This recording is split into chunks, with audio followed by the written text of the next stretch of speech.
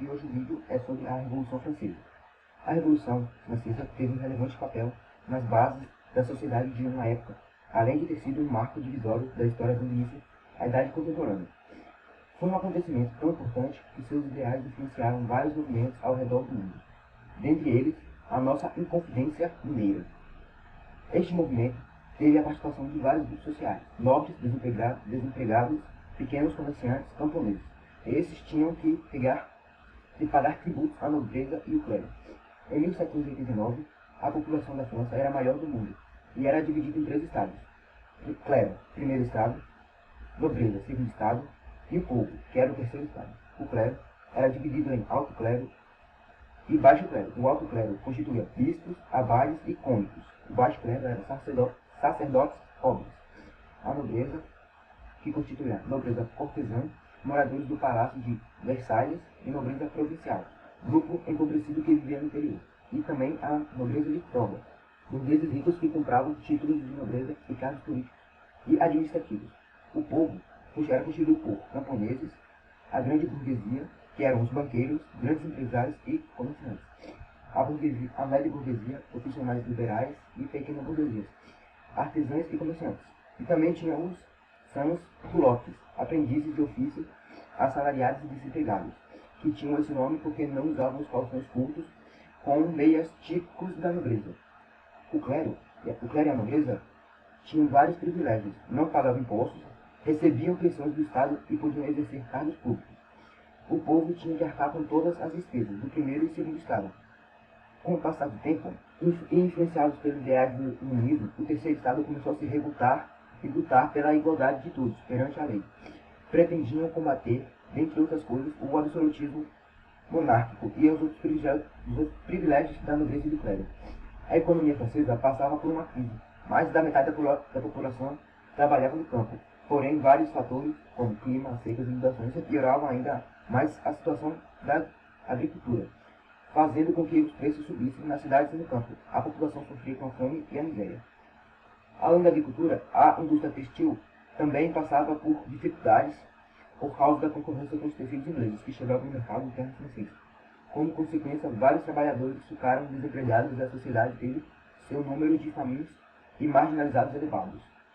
Toda esta situação fazia com que a burguesia, ligada à manufatura e ao comércio, ficasse cada vez mais infeliz. Ao fim de contornar a crise, o rei Luís XVI resolveu cobrar tributos ao povo, o que era o terceiro estado, em vez de fazer cobranças ao clero e à nobreza. Sentindo que seus privilégios estavam ameaçados, o primeiro e o segundo estado se revoltaram e pressionaram o rei a convocar a Assembleia dos Estados Gerais, que ajudaria a obrigar o povo a assumir os tributos. Observação: a Assembleia dos Estados Gerais não se reunia há 175 anos e ela era formada por integrantes dos 3 estados, porém só era aceito um voto para cada estado, como clero e nobreza sempre estavam unidos. Por isso, sempre somava 2 votos contra um do povo.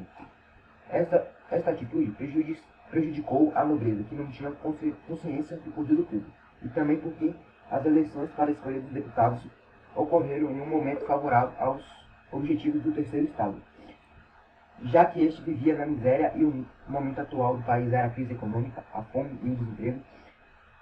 Em maio de 1789, após a reunião da Assembleia no Palácio de Versalhes, surgiu o conflito entre os privilégios do clero e a nobreza e do povo. A nobreza e o clero perceberam que o povo tinha mais deputados que os 2 primeiros estados juntos. Então queriam de qualquer jeito fazer valer o voto por ordem social. O povo que levava vantagem queria o voto fosse individual. Para que isso acontecesse, seria necessário uma alteração na Constituição, mas a nobreza e o clero não concordavam com tal atitude. Esse impasse fez com que o terceiro estado se revoltasse e saísse dos Estados Gerais. Foram os Estados Gerais que se reuniram e formaram a Assembleia Nacional Constituinte. O rei Luís XVI tentou reagir, mas o povo permanecia unido, tomando conta das ruas, e o slogan do revolucionário era liberdade, igualdade e fraternidade. Em 14 de julho de 1789, os parisienses invadiram e tomaram a Bastilha, que era uma que servia de prisão, e arsenal real, que representava o poder absoluto do rei, já que lá ficavam os inimigos políticos deles. E esse episódio ficou conhecido como a queda da Bastilha. O rei já não tinha mais como controlar a fúria popular e tomou algumas precauções para acalmar o povo que invadia e matava e tomava todos os bens da nobreza. O regime feudal sobre os camponeses foi abolido e os privilégios tributários do clero e a nobreza acabaram. No dia 26 de agosto de 1789, a Assembleia Nacional Constituinte proclamou a Declaração dos Direitos do Homem e do Cidadão, cujos pontos eram o respeito pela dignidade das pessoas, liberdade e igualdade dos cidadãos perante a lei, direito à prosperidade, propriedade individual, direito à resistência à opressão política, liberdade de pensamento e opinião. Em 1790, a Assembleia Constituinte reduziu o poder do clero, confiscando diversas terras da Igreja, e pôs o clero sob a autoridade do Estado. Essa medida fez através do documento chamado Constituição Civil do Clero, porém o Papa não aceitou essa determinação. Sobraram duas alternativas aos sacerdotes fiéis ao rei: sair da França e lutar contra a Revolução.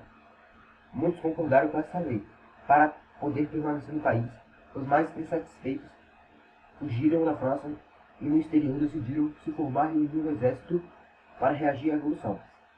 Em 1791 foi concluída a Constituição, feita dos membros da Assembleia Constituinte.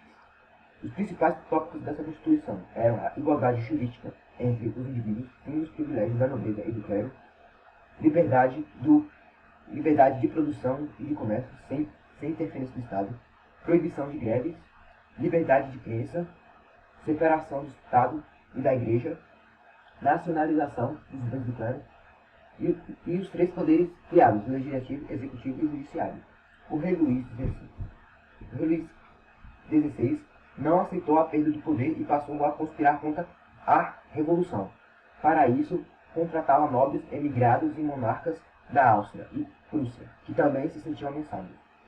O objetivo dos contra-revolucionários era organizar um exército que invadisse a França e restabelecesse a monarquia absoluta. Veja o absolutismo na França. Em 1791, o rei Luís XVI quis se unir aos contra-revolucionários e fugiu da França, mas foi reconhecido e capturado e preso e mantido sob vigilância.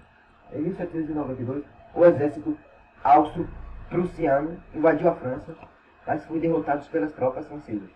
Na Batalha de Valmy, essa vitória deu nova força aos revolucionários franceses, e tal fato levou aos líderes da burguesia a decidir proclamar a República, 22 de setembro de 1992.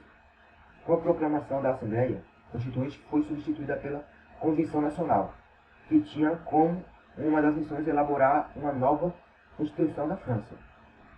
Nessa época, as forças políticas de mais que se destacavam eram as seguintes: os girondinos, que era a alta burguesia, os jacobinos, burguesia pequena e média, e o proletário de Paris. Eram radicais que defendiam o interesse do povo, liderados por Robespierre e Saint-Just, que pregavam a condenação à morte do rei. E também tinha o Duque da Planície, que apoiava sempre e estava no poder. Mesmo com o apoio dos girondinos, Luís XVI foi julgado e guilhotinado. E, para quem não sabe, guilhotinado é ficar na guilhotina, corta a cabeça, pessoal. Em janeiro de 1793, a morte do rei trouxe a série de problemas como revoltas internas e reorganização das forças absolutistas e estrangeiras. Foram criados o Comitê de Salvação Pública e o Tribunal Revolucionário, responsável pela morte e da guilhotina de muitas pessoas que eram consideradas traidoras da causa revolucionária. Esse período foi conhecido como Terror, ou Grande Medo, pois os não-jacobinos tinham medo de perder suas cabeças. Este período ficou conhecido. Começaram a ditadura jacobina, liderada por Robespierre, e durante o seu governo ele procurava equilibrar-se entre várias tendências políticas, e uma das mais identificadas como a alta burguesia e as outras mais próximas das populações e das camadas populares. Robespierre conseguiu algumas realizações significativas, principalmente no setor militar. O exército francês conseguiu repelir o ataque de forças estrangeiras. Durante o governo dele, vigorou a nova Constituição da República, em 1693, que assegurava o povo do direito do voto, do direito à rebelião, direito dos trabalhos e à subsistência. Continha uma declaração que o objetivo do governo era